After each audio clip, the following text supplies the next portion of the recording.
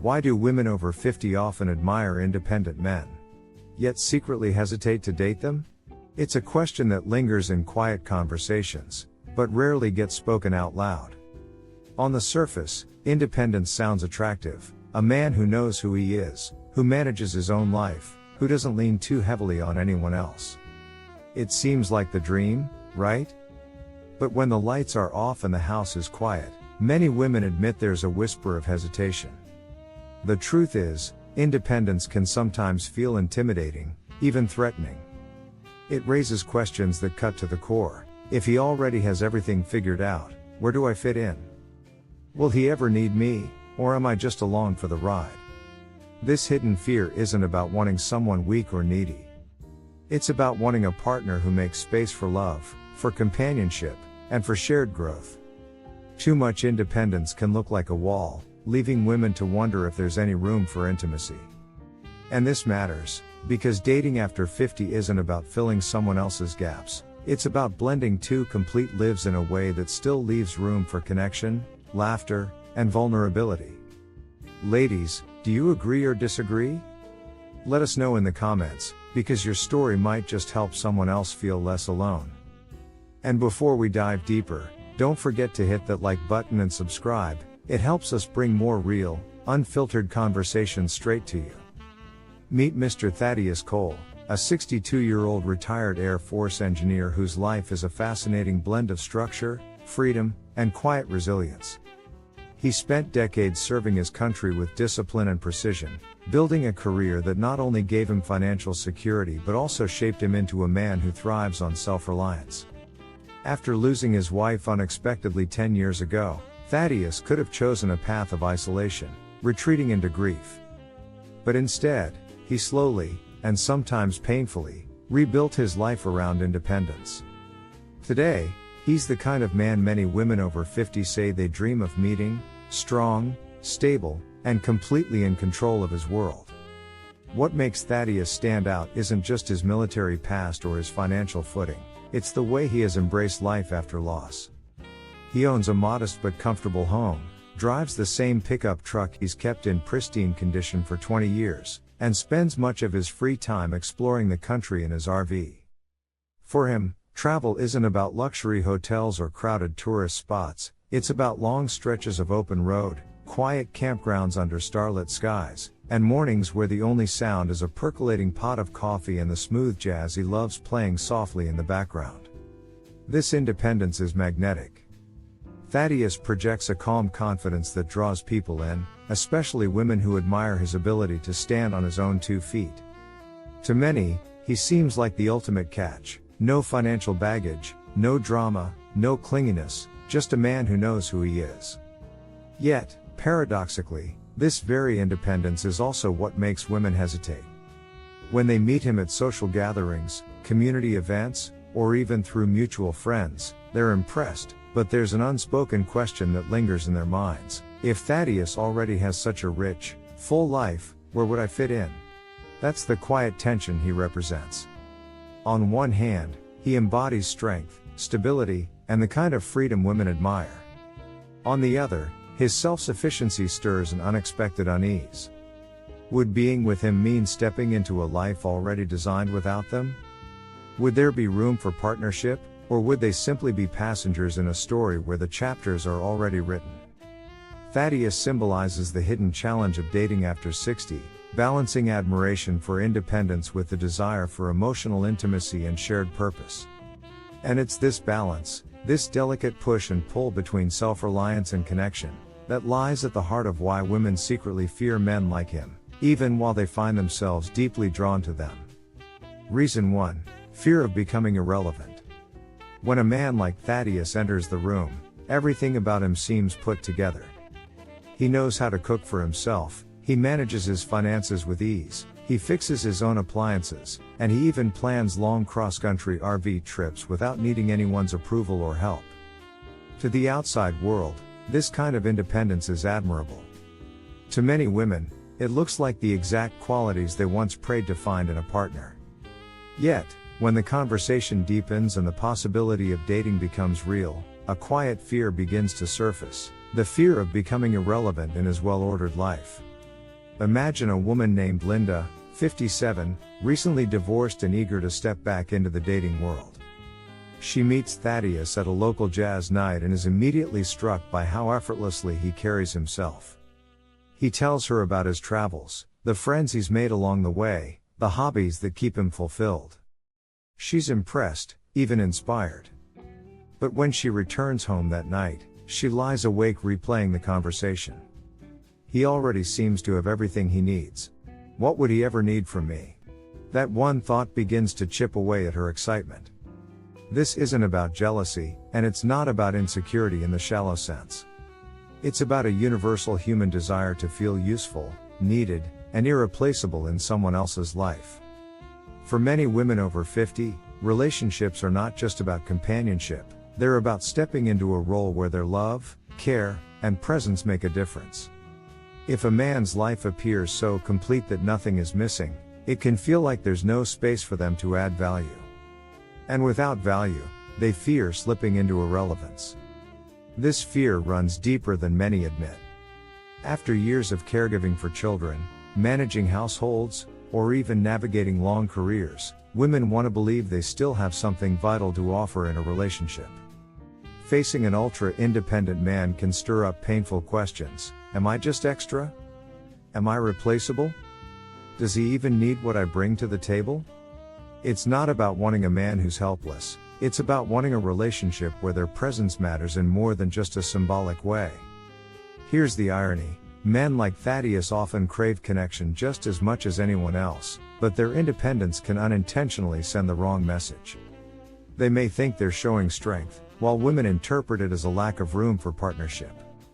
The challenge, then, is for both sides to recognize this gap, for men to intentionally create space for companionship, and for women to understand that independence doesn't erase the need for love. Do you think independence makes dating easier or harder? Comment below. Reason 2. The weight of past relationships. For many women over 50, stepping back into the dating world isn't just about meeting someone new, it's about carrying the history of every relationship that came before. Those years, sometimes decades, of marriage or long-term partnerships don't just vanish when the papers are signed or when life circumstances change. They leave behind memories, habits, and emotional scars that quietly shape the way women see men, especially men who appear to be highly independent. Take Caroline, for example. At 58, she has been divorced for nearly 7 years. Her ex-husband was a man who valued his space above all else. He worked long hours, spent weekends golfing, and rarely allowed her into the more personal corners of his mind. Over time, she began to feel like a visitor in her own marriage, tolerated, but never fully welcomed. When she meets someone like Thaddeus, the resemblance to her past is striking. The independence that once looked admirable now feels eerily familiar. In her eyes, independence doesn't just signal strength, it signals distance, emotional coldness, and a replay of the very loneliness she once escaped. This is where the weight of past relationships becomes so heavy. A man's independence can unintentionally trigger old wounds. Instead of seeing a new opportunity, a woman might project old patterns onto him, assuming that his self-sufficiency means he will never let her in. And while this assumption may not be true, it feels real to her because it mirrors her lived experience. The past becomes a filter, coloring how she interprets every gesture, every word, and every choice. It's important to remember that for women who have spent years feeling unseen or undervalued, dating after 50 is about more than attraction. It's about safety, emotional safety. They want reassurance that this time will be different, that their hearts won't be pushed to the sidelines again. Independence, no matter how attractive it looks on the surface, can quietly whisper to them, "He won't need you. And he won't let you in." But here's the truth, not all independence is the same. For some men, independence is about survival, learning to stand tall after loss, like Thaddeus did after his wife passed. For others, it's about confidence, building a life that doesn't crumble without a partner. The challenge for women is to separate these new men from the shadows of their past, to see them for who they are today rather than who they remind them of. And the challenge for men is to show through small acts of openness, that independence doesn't have to mean detachment. This is where the story takes a turn, because the next reason is the one most people never admit out loud, and it strikes at the very heart of power, control, and vulnerability in later life relationships. Reason 3, power and control. One of the unspoken fears many women over 50 carry when they meet an independent man is the sense that his life is already mapped out. Every corner of it, from his finances to his daily routines, seems carefully arranged. He knows where he likes to shop, the exact time he takes his morning walk, how he invests his retirement funds, and even which chair in the living room is his spot. On the surface, this looks like admirable stability. But for some women, it raises a quiet concern. If everything is already set, is there space for me to shape this life too? Take Margaret, 61, who recently began dating after years of being widowed. When she met a man much like Thaddeus, confident, financially secure, and deeply set in his habits, she was drawn to his self-assurance. But as their relationship developed, she started noticing little things that unsettled her. He only ate at certain restaurants, followed strict travel schedules, and dismissed suggestions that fell outside his routine. Margaret realized she felt less like a partner and more like a visitor, sliding into a role where her influence was minimal. It wasn't that he was unkind, it was that his world was so neatly ordered that hers felt secondary. This fear isn't truly about money or financial security. In fact, many women admire a man who is responsible and stable. What unsettles them is the lack of room for mutual influence. Relationships, especially later in life, thrive on balance, on the feeling that both voices matter, that decisions are shared, and that each person has the power to leave their fingerprint on the future they build together. When a man's independence feels rigid, women may worry that there's no space for compromise, no room for their preferences, and no opportunity for collaboration. It's easy to mistake this concern as a clash of egos, but it's much deeper than that.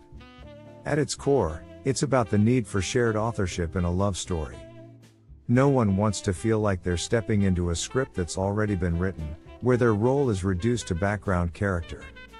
Women want to know that even if a man has built an incredible life, there's still blank space left on the canvas for them to add their colors.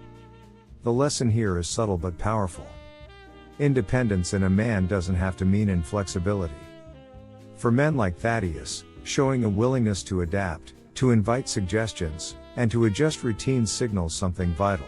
I may have my life in order, but I still want to build something new with you. And for women, it's important to distinguish between a man who is independent and one who is unyielding. One offers a strong foundation to build on, the other leaves little room for growth.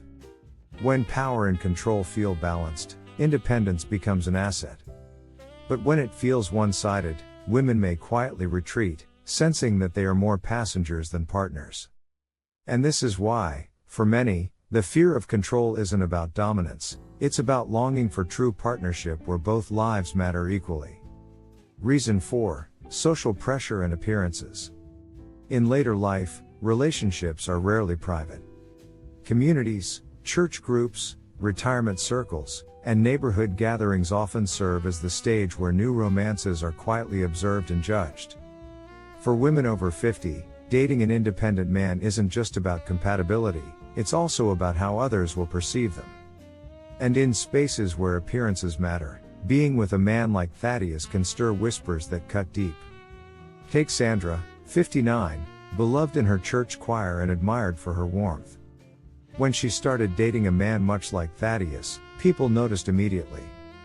He arrived at events in his RV, shared stories of solo adventures, and seemed more focused on his next project than on the relationship itself. Soon, Sandra overheard murmurs. Does he even value her, or is she just tagging along? Though no one confronted her directly, those subtle comments planted doubt. Was she truly his partner, or just a passenger in his carefully built life? This highlights the powerful role of social pressure. In senior circles, where personal histories are well known, relationships can be scrutinized more closely than we realize. For women, this creates vulnerability, not because they doubt their worth, but because they fear being seen as secondary. An independent man's lifestyle can unintentionally overshadow the partnership, making it appear one-sided to outsiders. This fear isn't about vanity, it's about dignity and respect.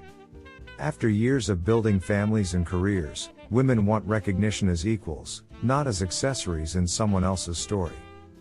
That's why gestures matter. When a man introduces his partner proudly, involves her in decisions, and demonstrates partnership in public, it signals that she is valued, not overlooked. For women, the reminder is clear: perception doesn't define reality. Whispers usually reveal more about others' insecurities than about the relationship itself. Still, these pressures are real and can influence whether women lean into or step away from dating independent men. Would you date someone who seems fully self-contained, or do you prefer building life together from scratch? Reason 5. The deeper emotional fear. Beneath all the surface-level concerns about routines, finances, or social appearances lies the most powerful fear of all: not that a man is independent, but that his independence hides an emotional wall. For many women over 50, it isn't his ability to cook, travel, or manage his own life that unsettles them. It's the worry that his self-sufficiency comes at the cost of openness. Independence can be attractive on the outside, but if it feels like a locked door on the inside, it quickly turns from appealing to painful. Women in this stage of life are no longer looking for someone to complete them. They've raised children, weathered marriages, or lived through losses, and they know they can survive on their own. What they want now is closeness, not in the sense of dependency, but in the form of intimacy, being listened to, being valued, being emotionally seen. When independence shows up as emotional distance, it reawakens one of the greatest fears many women carry: the fear of being alone in a relationship. This is where Thaddeus's story takes a turn. For years, his independence was his armor. After losing his wife, building a life of self-reliance protected him from vulnerability. But over time, he began to notice that his independence, while admirable, left little space for genuine connection. When he met a woman who longed not just for companionship but for inclusion in his world, he realized something vital: independence doesn't have to mean isolation. Thaddeus began to invite companionship into his freedom, asking her to join him on his RV journeys, leaving space in his carefully ordered life for shared decisions, and most importantly, opening up emotionally in ways he hadn't done since his wife passed. He discovered that his independence became richer, not weaker, when he allowed intimacy to coexist alongside it. And that's the lesson: women don't truly fear independence, they fear emotional walls that keep them on the outside.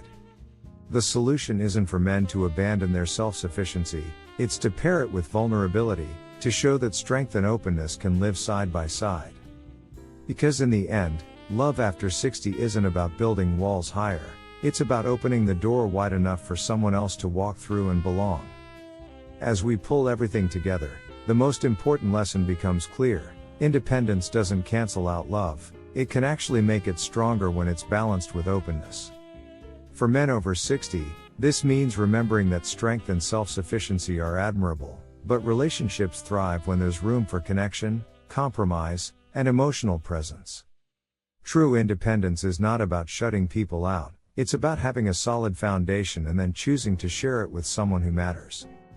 By leaving space for companionship, men show that independence and intimacy can coexist beautifully. For women over 50, the key is shifting perspective. Independence in a man isn't necessarily rejection, it can be a sign of stability, resilience, and character. Instead of seeing it as a wall, it can be embraced as a strength. The challenge is learning to look past old wounds or assumptions and recognizing when independence is paired with emotional availability. That's when it becomes an asset, not a barrier. At this stage in life, love doesn't have to be about fixing someone else's brokenness or completing what they lack. By 50, 60, or beyond, both men and women have built lives filled with experiences, memories, and lessons.